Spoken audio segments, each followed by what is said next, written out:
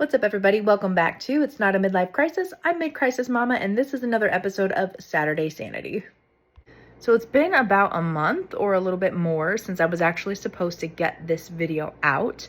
I had a little bit of a snag because there was a disappointment that happened and I let life get to me and fell behind, whatever. But one of the things I said when I came back to doing my content was that I was not going to beat myself up if I got off track for whatever reason. So I'm not beating myself up, but I am getting back on track. So here we are.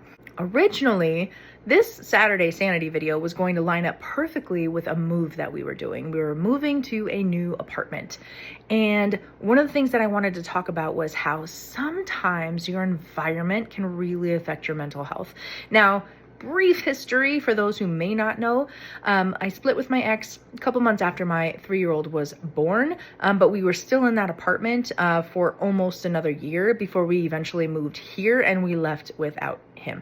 So we've been here 2 years. The intention when we moved here was to finally make it feel like home, because no place we've ever lived in has really felt like home. That never really happened. A big factor in that was that my ex was still coming by here, even though he didn't live here. And the thing with that is that his whole presence just brings negative energy. It just brings a vibe that you could feel throughout this entire house. So when he finally made the decision that he wasn't going to come back and see his son anymore, that kind of opened up a door to say, you know what? Like, the residue of his presence is still here, and it's not only affecting me, but it's also affecting my oldest. And so we made the decision that we're going to move. We wanted to move into a bigger place anyway, but this was really the push that we needed to say, okay, let's get it done. I did post about what happened to that apartment, but long story short, it was moving day.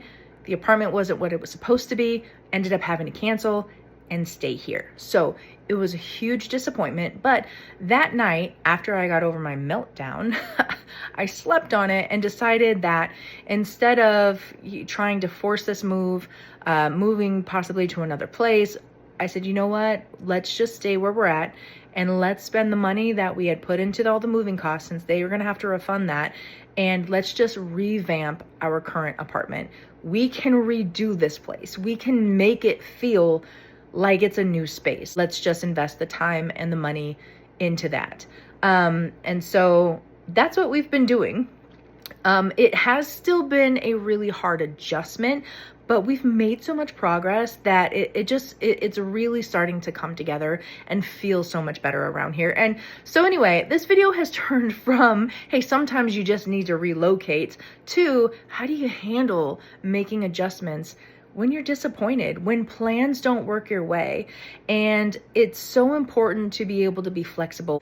We have to have our plans, but we also have to be open-minded enough to be flexible when things don't work out the way we want them to work out. Because one, there's nothing you can do about it.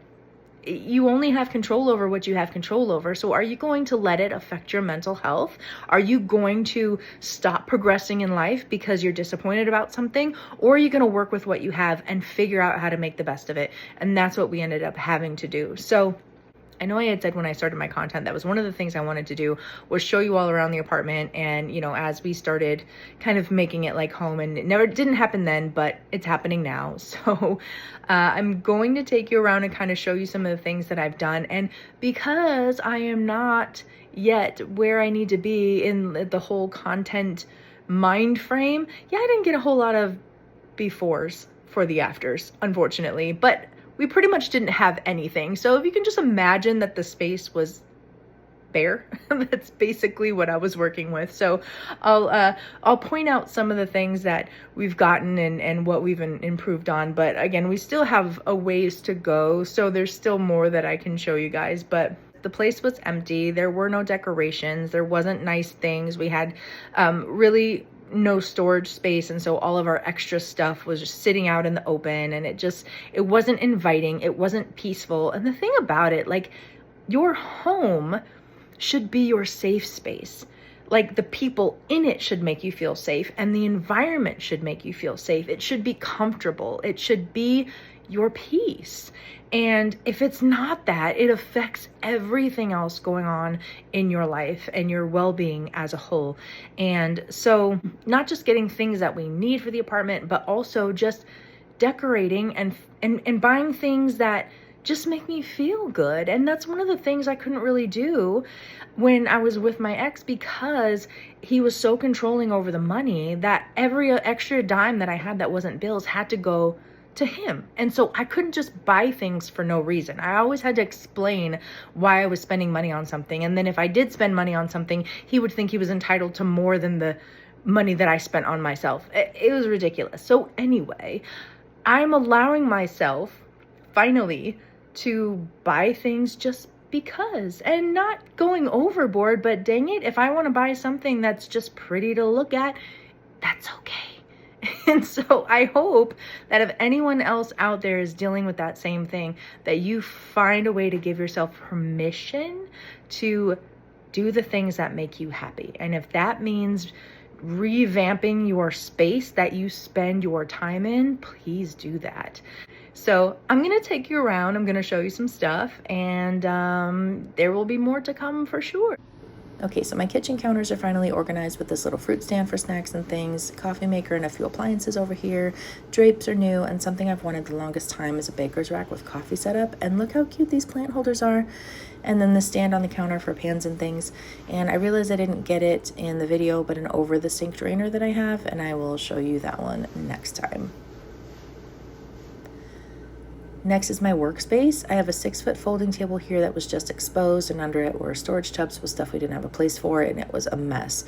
Whatever we didn't get rid of when we were packing got moved to a walk-in closet in my bedroom, and I made my workspace something that I love. Butterflies, Bibles, and bullets pretty much sums up my personality. And yes, that is a fuzzy pink rug under my desk, because why not? Also, I have a foot massager under there as well, because if I'm gonna have to sit all day, might as well help the circulation. Next is the bathroom. You might recognize that shower curtain from a previous video. I was using it as a backdrop in my walk-in closet for videos, but now that closet is for storage, and the shower curtain makes this bathroom look so much better. I absolutely love it. Some new rugs over the toilet stand, and I didn't get a close-up this go around, but in the back, this rain shower head. If you are still using a regular shower head, I highly recommend swapping it out. If your shower is your getaway and happy place, I highly recommend. It's definitely worth it. Last is the entryway. It was a mess, so the shoe rack was a much needed improvement. All right, guys, that's going to be it for today's video. Thank you for joining me. And again, if you don't already follow me over on social media, please go follow me on Instagram and Facebook. And until next time.